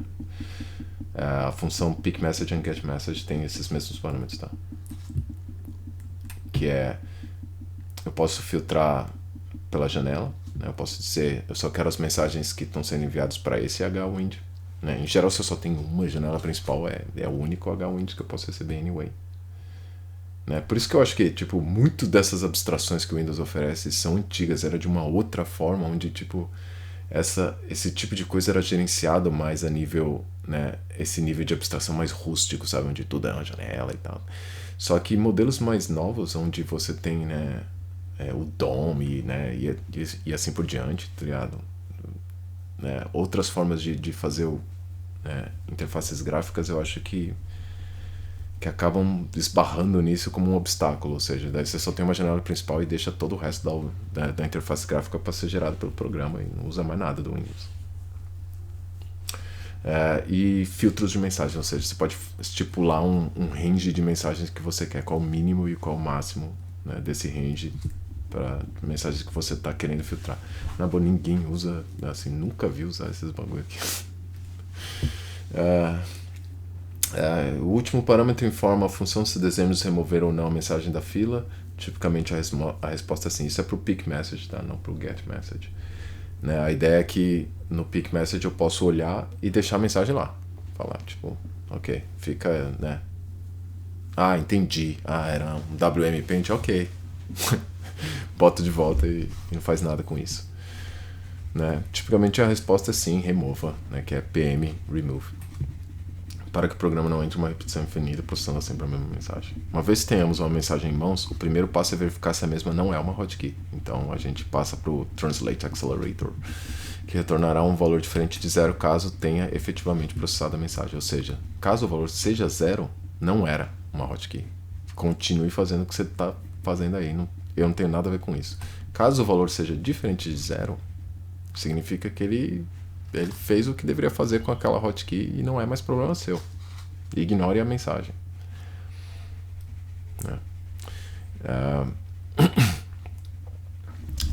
O que é feito por meio da função dispatchMessage. Essa função irá invocar a windowproc da mesma janela destino com a mensagem recebida.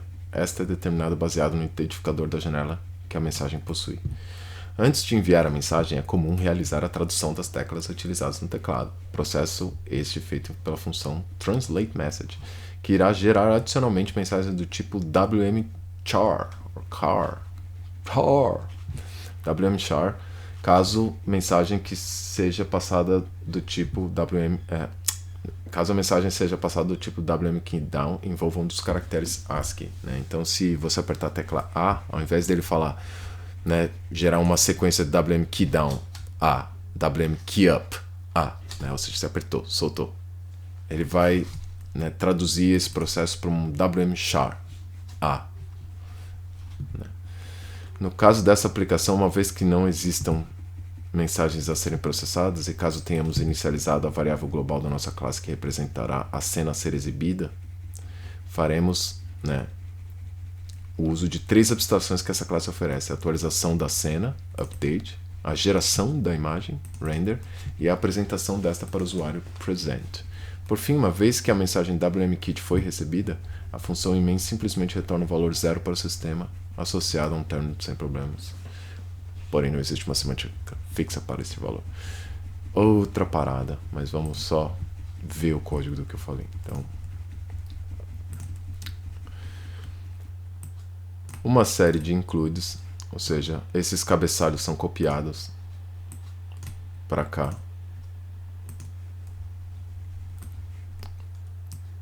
Inclusão de bibliotecas que eu poderia ter muito bem feito alternativamente por propriedades, né? C++, linker, linker input. Ah, nossa, tô de novo falando e não mostrando o código. Ai, meu Deus do céu, Júlio. Vamos de novo. Ok. Includes, traga o código, copie, cole. Pragma comment lib. Inclua essas bibliotecas. Alternativamente, venha em propriedades do seu projeto. Configuration properties, linker input, e coloque aqui. Então aqui eu já tenho um monte, inclusive algumas daquelas que a gente viu lá, né? Oli, DBC, nossa, WinSpool, de impressão, um monte de coisa que eu não uso. Tá super escuro.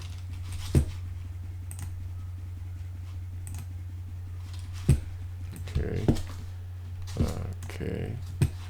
Pronto, mais claro. Undef é só para, né, é o oposto de define, só porque existem essas macros em algum lugar e elas me atrapalham, porque eu não gosto. Mais includes. Aqui é só porque se eu estiver operando em 64 bits, eu quero que hchild seja do tipo 64 bits, caso contrário eu quero que seja 32 bits. Aqui são algumas funções que eu estou declarando nesse meu próprio unidade funcional, tá? Então é por isso que chama forward declarations aqui, porque elas estão declaradas aqui. Então eu tenho uma função que registra a minha classe, eu tenho uma que inicializa a minha instância, né? Eu tenho a windowproc e uma windowproc também, né? Você nota pela, né, enorme similaridade entre essas duas funções, para minha função about, né? Para janelinha about.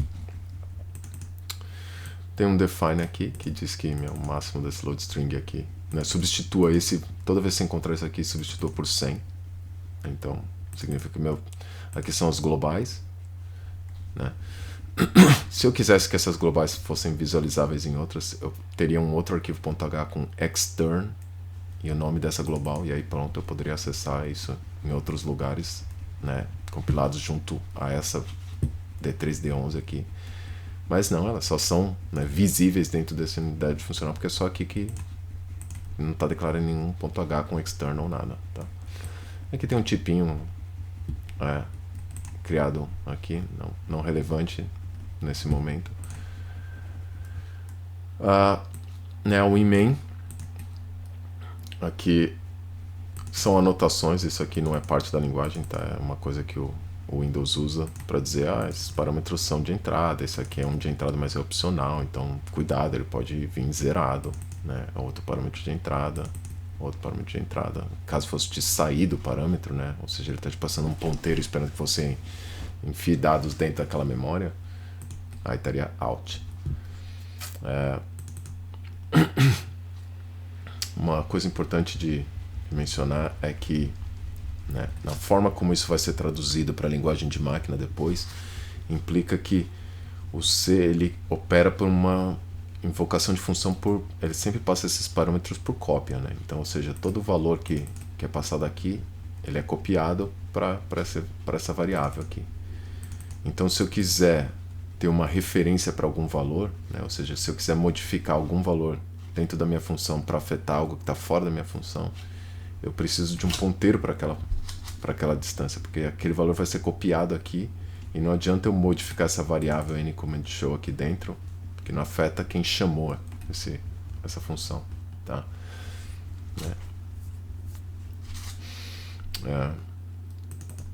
Aqui basicamente eu estou carregando informações que estão armazenadas daqui no meu arquivo .rc, né? Como qual é o nome dessa aplicação, qual é o nome da Windows Class que eu quero usar e tal. Mas é frescura ali, isso já vem por padrão.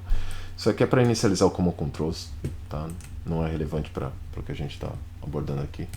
E aí aqui tem a função myRegisterClass que vai registrar essa classe. Então se a gente for olhar em myRegisterClass, ela simplesmente cria o tipo, né? Ela recebe o HInstance que a gente vai passar, ela cria esse tipo Windows Class EX aqui, né? Inicialmente dizendo qual o size dele, né? Qual o tamanho que ele tem, quais estilos que eu quero usar, né? Aqui eu quero que seja possível, né, redesenhar, né? Ou seja, expandir a minha janela tanto horizontalmente como verticalmente, né? Dá para fazer, né, redesenhar essa janela em ambas as posições.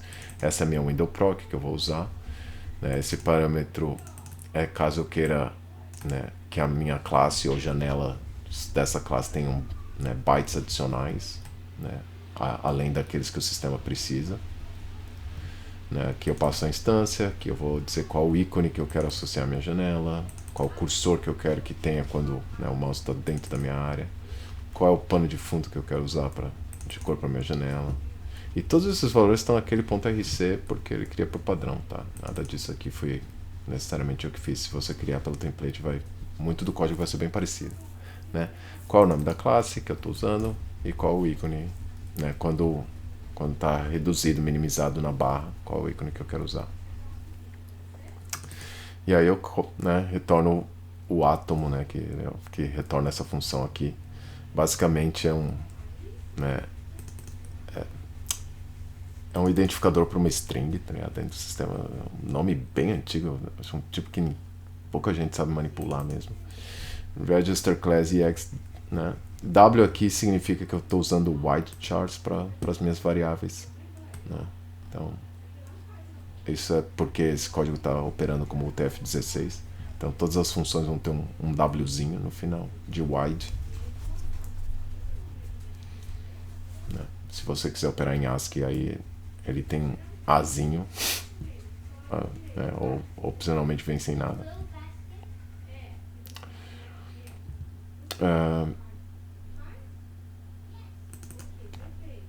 Né? Então registramos aqui a classe.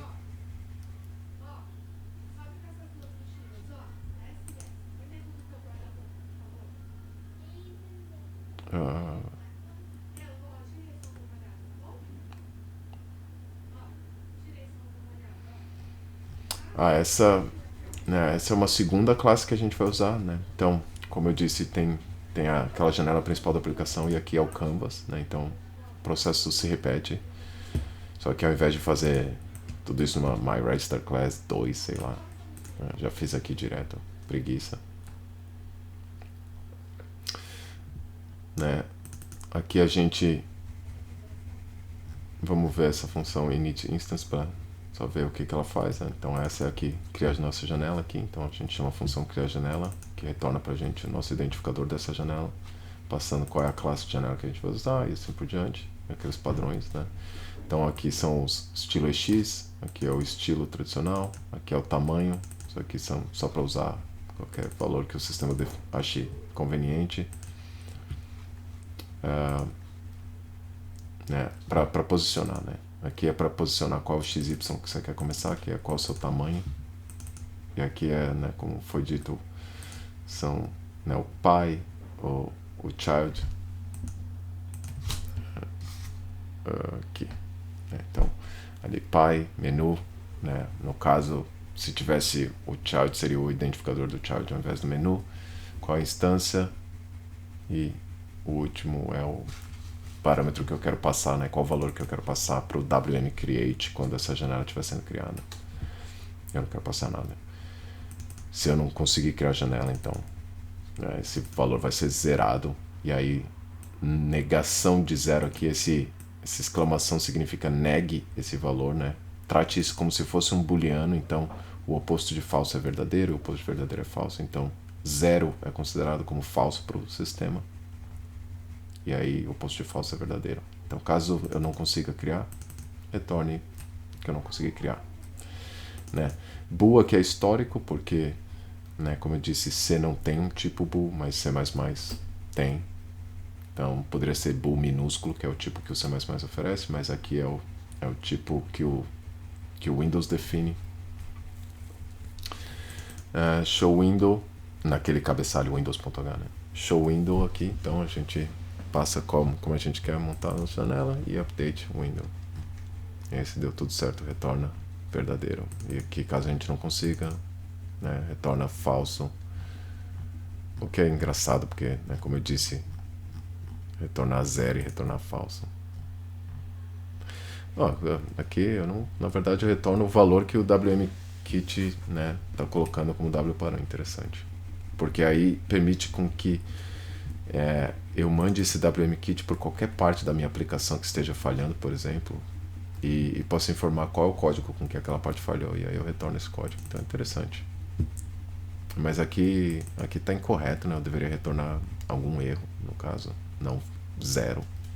É sucesso, né? Aqui eu pego minha tabela de aceleradores, quais são os hotkeys que o meu sistema vai usar, né? Aí novamente tudo naquele ponto .rc, porque nada disso é relevante para aplicações modernas, né? Como se a gente ficasse usando muito disso. Mas enfim, é bom saber, tá aí.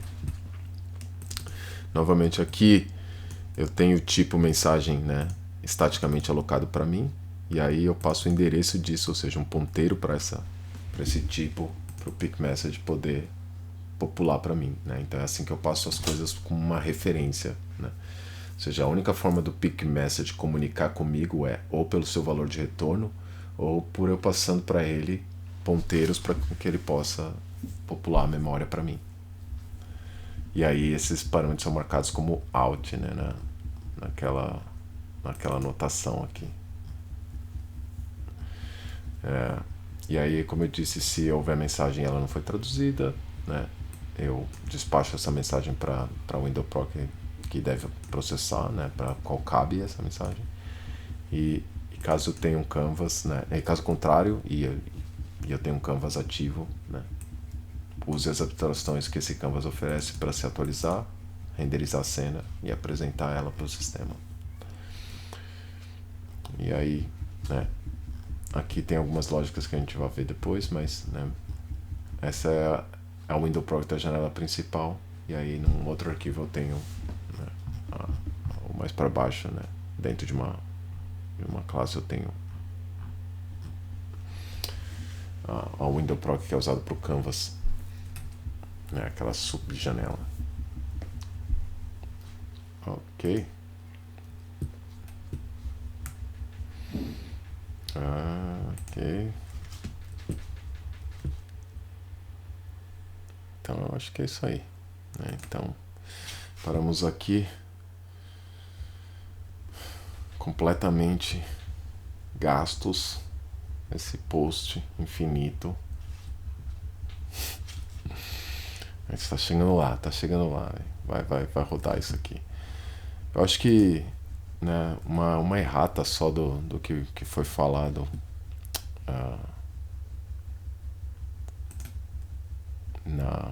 no último vídeo com relação, né, quando eu estava debugando, eu falei, essa aqui é a stack.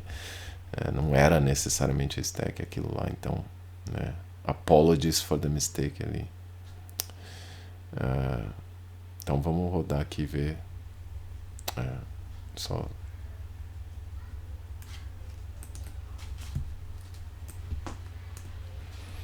Ok, vamos colocar isso para rodar.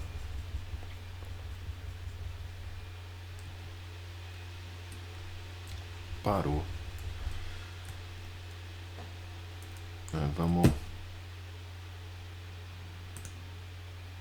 Vamos mover isso um pouco mais para frente aqui, né?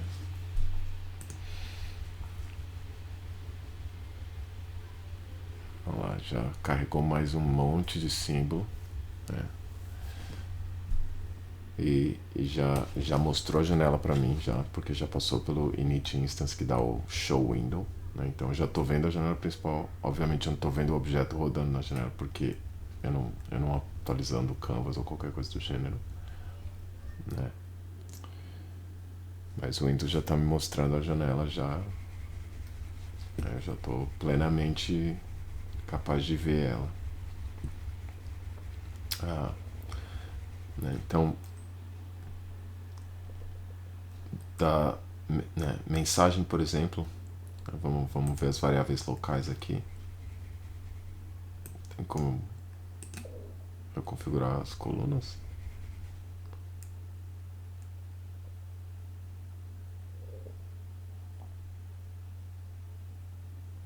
Ok. Deixa eu ver se dá para ver o endereço das variáveis.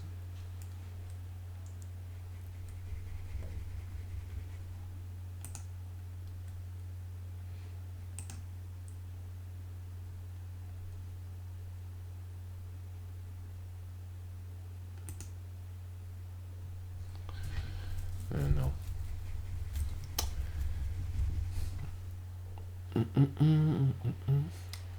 Ok.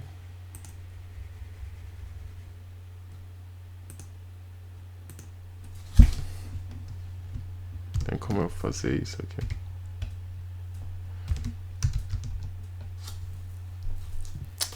Nada disso parece interessante. Ok, vamos ver se eu tenho uma outra janela aqui. Oh, opa, mostrou.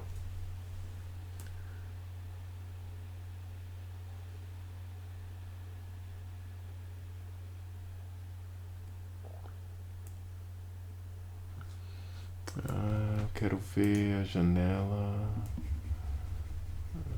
Windows. Quero ver.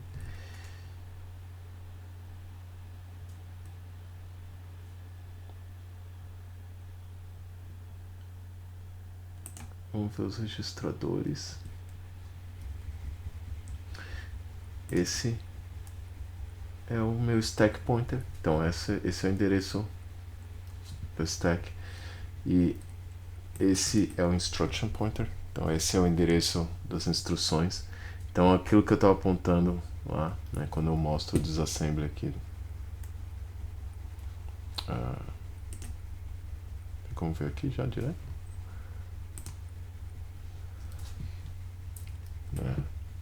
Esse endereço aqui é o segmento de código do meu programa. Então é onde na memória, né, ficam as instruções e das diferentes funções que meu programa executa. E as variáveis que ele usa vão ficar, né, naquele segmento apontado pelo stack. Então, né, a stack tem o valor de retorno desses pontos, né? Então eu vou empilhando essas funções, eu vou sabendo qual é o endereço pelo qual eu tenho que retornar, né? Então quando você vê uma call stack, tem como ver aquela janela de comando do command window. Não tô achando. Immediate. Mas não é immediate. É immediate? Não.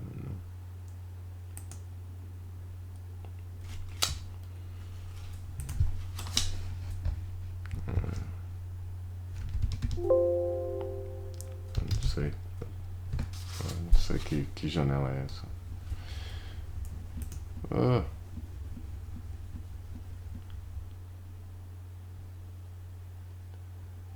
Existe mais? Breakpoint, exception stats, watch, locals. Não tem, né? Command. Interessante. Jurava que tinha.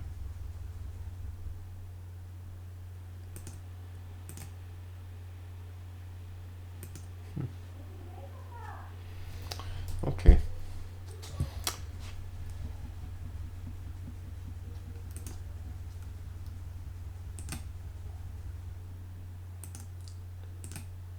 Show frame status. O que é isso? Vamos ver. Ah, não.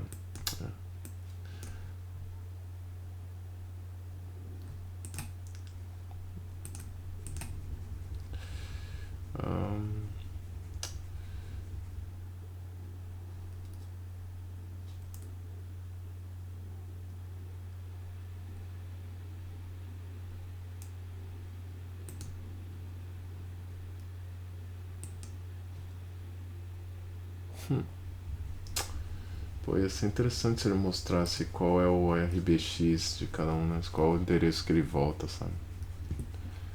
Porque tem um endereço aqui que vai te dizer qual, né? Na stack aqui que vai te falar pra onde ele volta.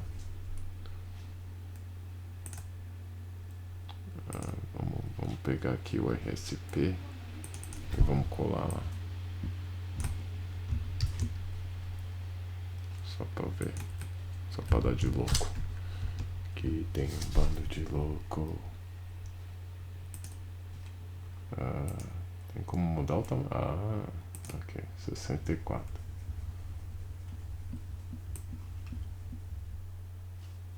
Não. Ixi, que ugly.